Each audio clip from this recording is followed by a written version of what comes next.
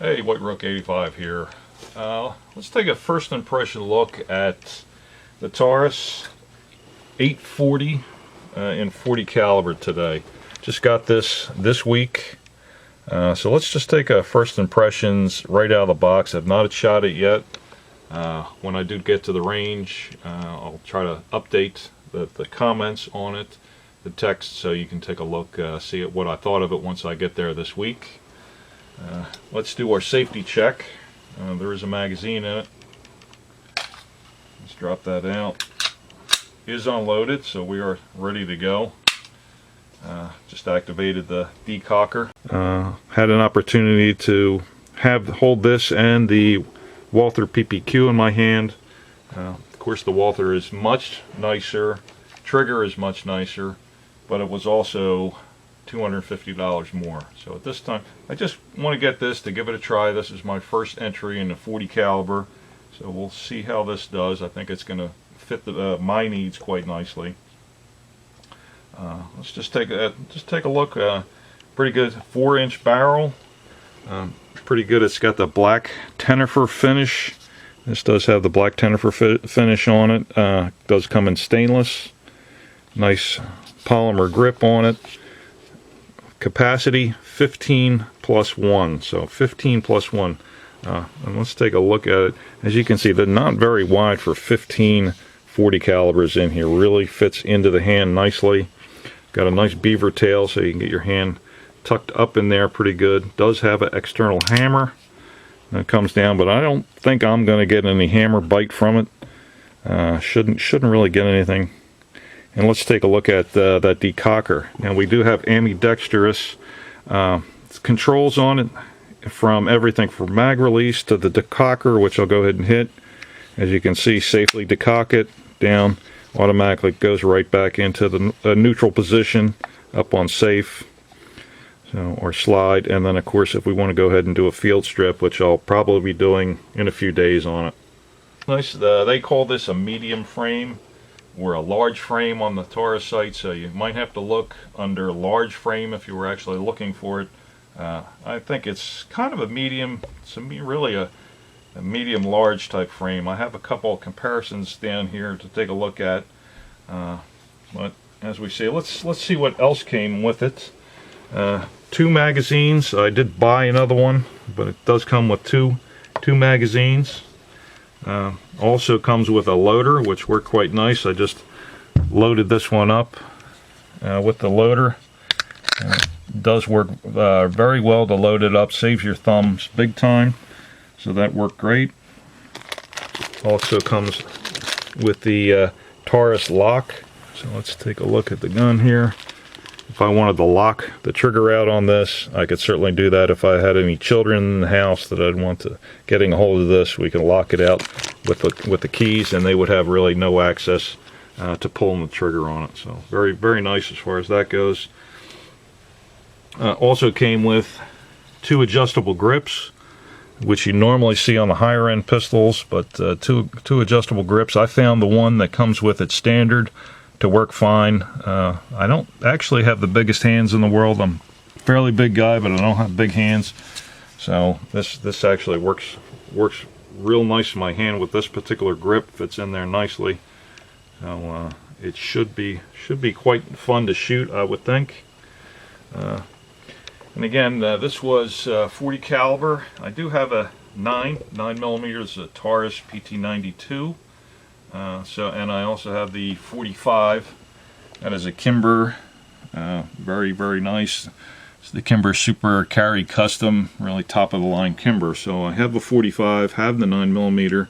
This 800 series comes in 9 millimeter, the 809, the 840, which is 40, and then the 845, which is of course the 45 caliber. But since I had those other 2, that's why I went with the 40.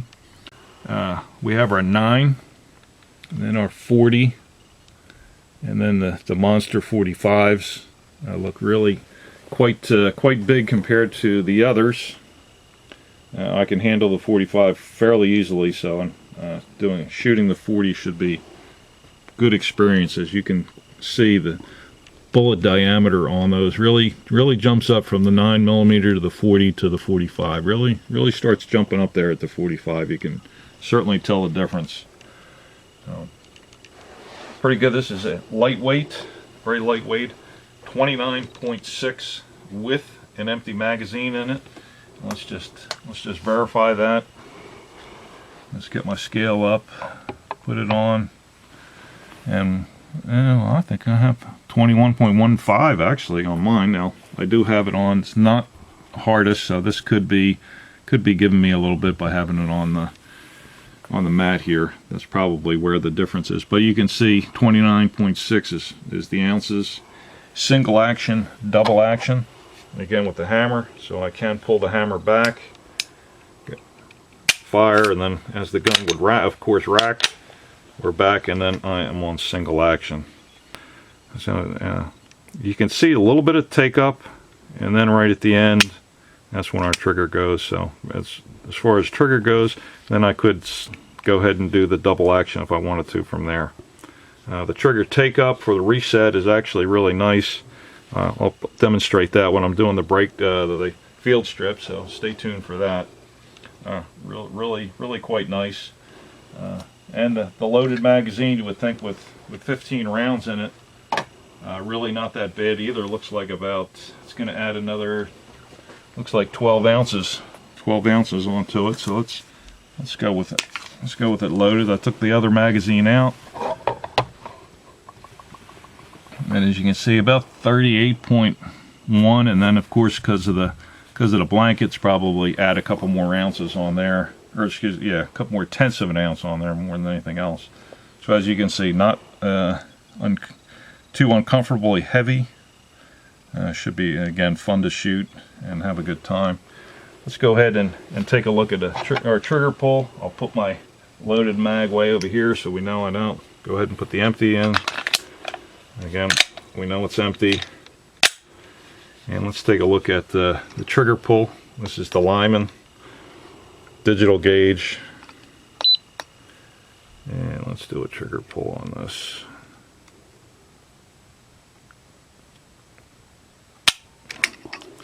And as you can see, a little stiff side. Now this again hasn't been fired, hasn't been broken in. We got 7 on that one. Let's do it again. See what we get on this. It's been averaging about 7, 6, 8. It's 615 on this one. So as you can see, probably where I held it. Let's do it one more time.